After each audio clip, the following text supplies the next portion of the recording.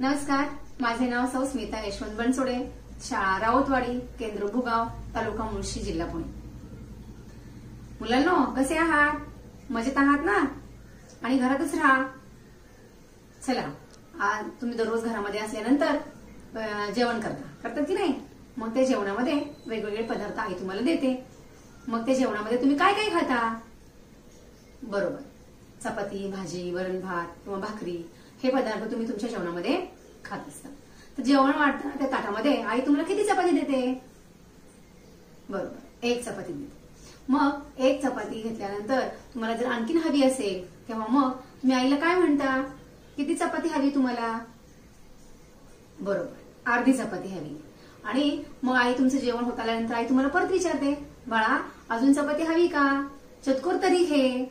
म्हणजे हे जे आपण जेवताना अर्धी चपाती, एक चपाती किंवा चतकोर चपाती हे जे आपण बोलतो त्यालाच काय गणितीय भाषेमध्ये त्यालाच अपूर्णांक असं म्हणतात। आता बघा, हा पूर्ण गोल आहे, याला काय म्हणायचं?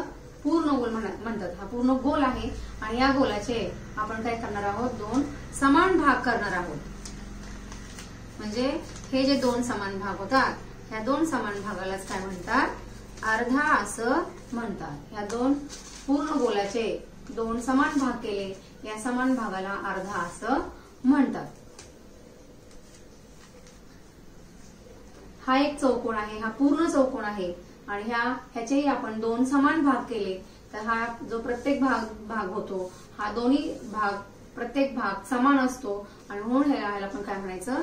अर्धा असं म्हणतात। तर हा आहे अर्धा।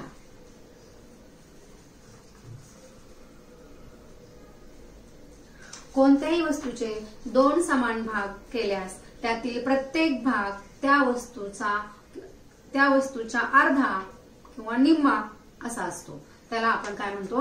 अर्धा भाग असं म्हणतो। समजलं का तुम्हाला हे अर्ध्या भागाचं? बघा, आता याच्यानंतर आपण बघणार आहोत की हा अर्धा जो भाग आहे, ह्या अर्ध्या भागाचे पुन्हा दोन समान भाग केले की याला पावभाग असं म्हणतात। बघा, अर्धा जो भाग आहे ह्या अर्ध्या भागाचे पुन्हा दोन भाग केले की ते काय होतो? पावभाग तयार होतो। म्हणजे हा जो पूर्ण गोल आहे, ह्या गोलाचे समान भाग, चार समान भाग केल्यानंतर त्या प्रत्येक भागाला पावभाग असं म्हणतात। जे चार समान भाग होतात त्यातील जो एक भाग असतो त्या एका भागाला काय म्हणायचं? पावभाग असं म्हणतात। बघा, हा झाला पावभाग। आणि हा जो पूर्ण चौकोन आहे, ह्या चौकोनाचे पण आपण समान चार भाग केले, त्या समान चार भागापैकी प्रत्येक भागाला पावभाग असं म्हणतात। बघा, हा झाला पावभाग। एका वस्तूचे चार समान भाग केल्यास त्यातील प्रत्येक भाग हा पावभाग असतो। पुन्हा एकदा सांगते, लक्ष द्या की हा जो गोल आहे पूर्ण, ह्या गोलाचे आपण समान चार भाग केल्यानंतर प्रत्येक भागाला पावभाग असं म्हणतात। समजलं का पावभागाचं तुम्हाला? आता पुढे आहे ते पुढचं आपल्याला पाहायचं आहे पाऊण भाग, की आपण पाऊण भाग कशाला म्हणतात? पाऊण भाग म्हणजे हा जो गोल आहे, ह्या गोलाचे आपण चार भाग करतो आणि त्या चार भागांपैकी तीन भाग, बघा हा जो गोल आहे ह्याचे आपण काय करतो की हे चार भाग करतो आणि हे जे चार भाग केल्यानंतर ह्या चार भागांपैकी तीन भाग, हे जे चार भाग होतात ह्या चार भागांपैकी तीन भाग म्हणजेच काय झाला? पाऊण झाला। पुन्हा एकदा सांगते, लक्ष द्या की पाऊण भाग म्हणजे एका पूर्ण गोलचे, हा जो पूर्ण गोल आहे ह्याचे आपण काय करतो? समान चार भाग करतो आणि ह्या समान चार भागांपैकी तीन भाग म्हणजेच काय झाला? पाऊण झाला। बघा, हा एक पाऊण, हा एक पूर्ण चौकोन आहे, ह्या चार समान भाग केलेले आहेत आणि ह्या चार समान भागांपैकी तीन भाग म्हणजेच काय झाला? पाऊण झाला। याला पाऊण असं म्हणतात। हा पाऊण भाग। म्हणजे एका पूर्ण वस्तूचे 4 समान भाग करून त्यातील 3 भाग घेतल्यास तो पाऊण भाग असतो. समजलं का तुम्हाला हे पाऊण भागाचं? पुढे आता आपण काही वस्तू घेऊया आणि वस्तूच्या रूपाने आपण अर्धा पाव पाऊण कसे होतात ते पाहूया.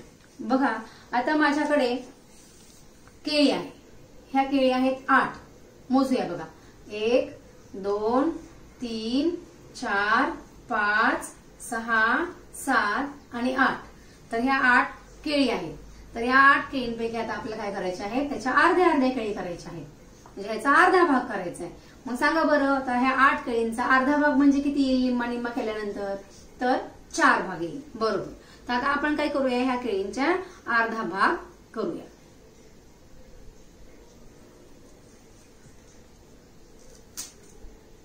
बघा आता ही 4 केळी आणि ही 4 केळी झाली. तर हे झाले अर्धा भाग. म्हणजे 8च्या निम्मे किंवा 8च्या अर्धे किती झाले, तर 4 झाले. म्हणजे हा झाला अर्धा अर्धा भाग झाला. आता आपल्याला काय करायचंय, पाव भाग करायचाय. किती करायचंय, पाव भाग. म्हणजे आता पाव भाग कसा करणार, तर अर्ध्याचे आणखीन 2 समान भाग करणार. मग आता हा अर्धा कितीचा आहे, तर 4चा. तर ह्याचे समान 2 भाग केल्यानंतर एका भागात किती केळी येतील, 2. बरोबर. बघा आता ह्याचे आपल्याला आणखी काय करायचे, पाव भाग करायचा आहे.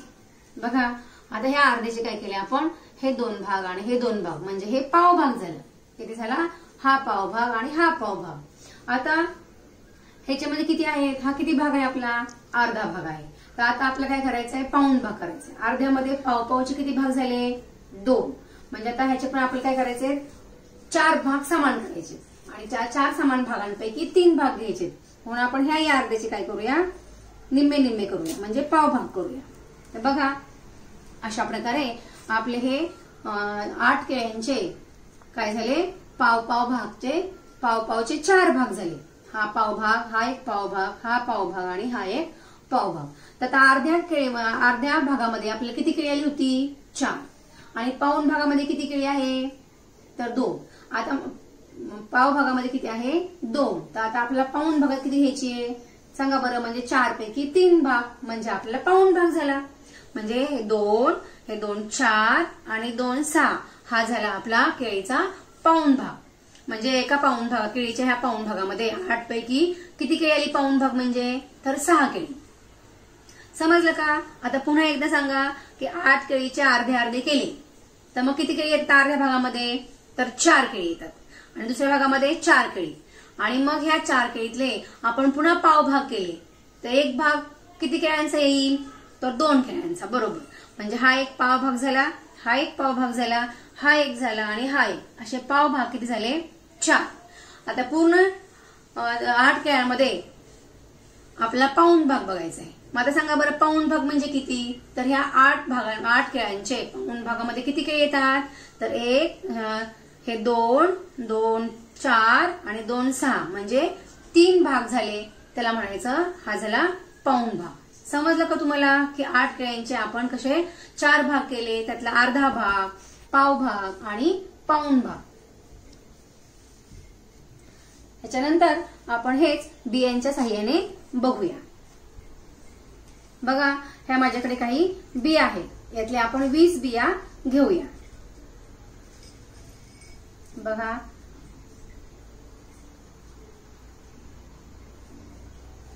5 10 15 आणि हे 5 20.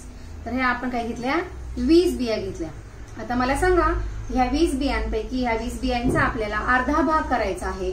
तर मग आता अर्ध्या भागामध्ये किती बिया येतील, बरोबर 10 बिया येतील. मग ह्या 20 बियांपैकी आपण 10 बिया बाजूला काढूया.